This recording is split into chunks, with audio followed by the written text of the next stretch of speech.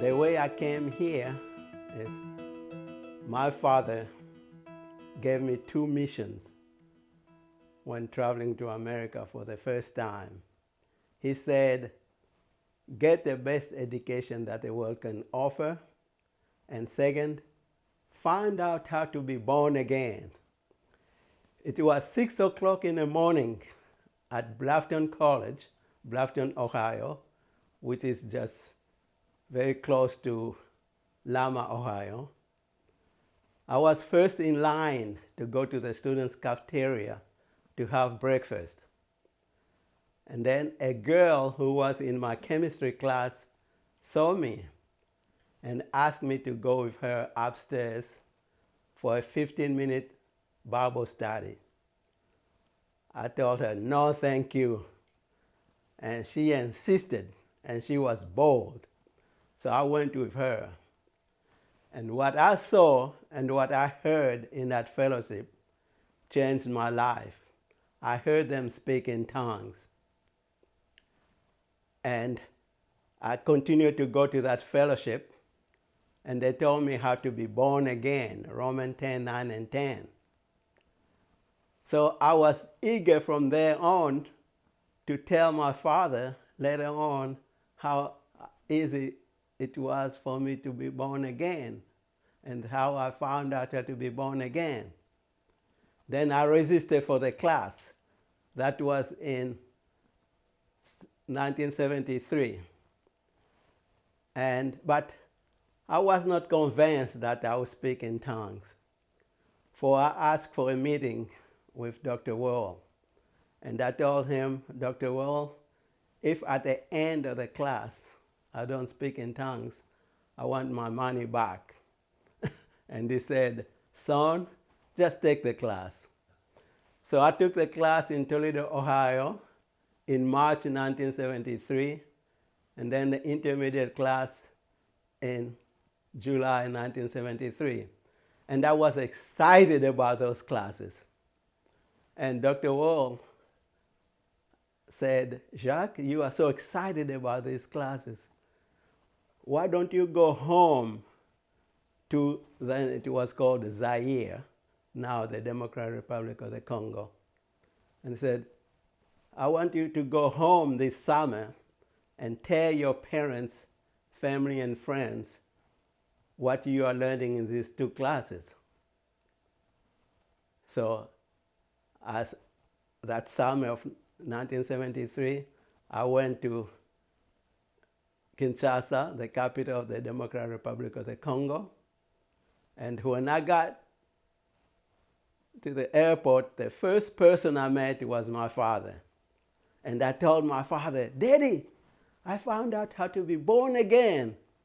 And he said, did you? What work did you have to do? I said, no work. I told him about Romans 10:9 and 10. And he paused and he said, Jacques, it can't be that easy. So that summer, I stayed in Kinshasa, and I told my parents, brothers and sisters, relatives and friends about the word I learned in those 2 classes. Some believed, and some said, we want to hear more. So that motivated me, again, to really learn the word and then go back and tell them about it. So I came back to the United States, and every Sunday I attended a Sunday teaching fellowship. And I summarized the teaching, put them in French, and I sent them to the Democratic Republic of the Congo every week. And my relatives got together and read the letters.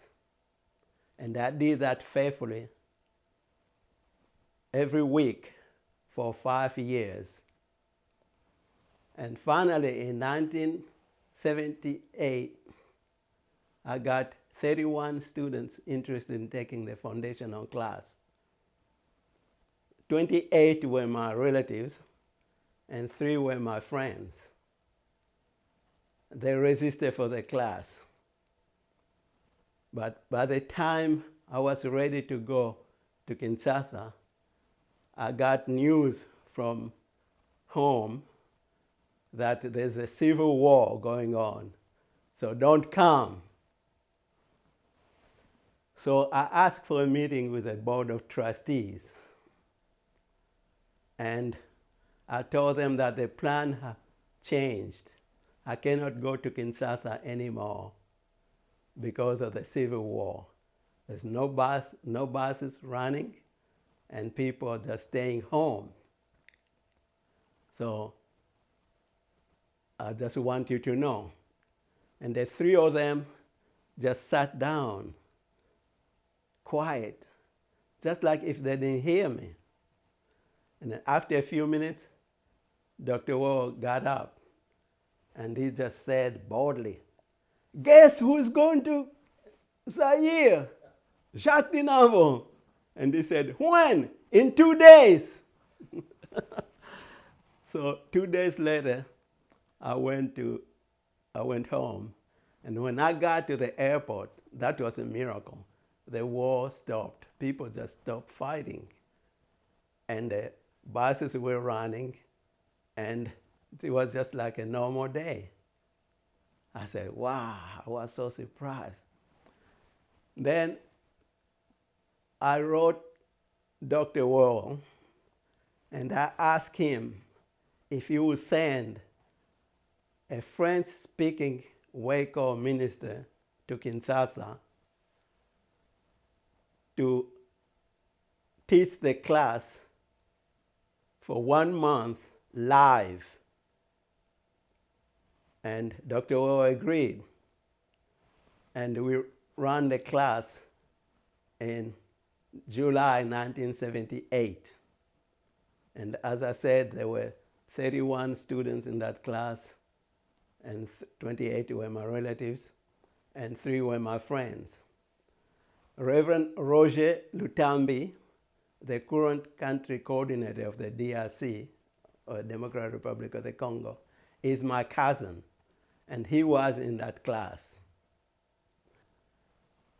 We divide the 31 students into 4 fellowships, and I went to each fellowship to show them how to teach the word, how to hold fellowship.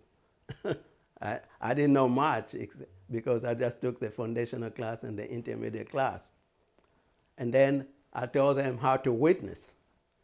So those students went everywhere in the country witnessing.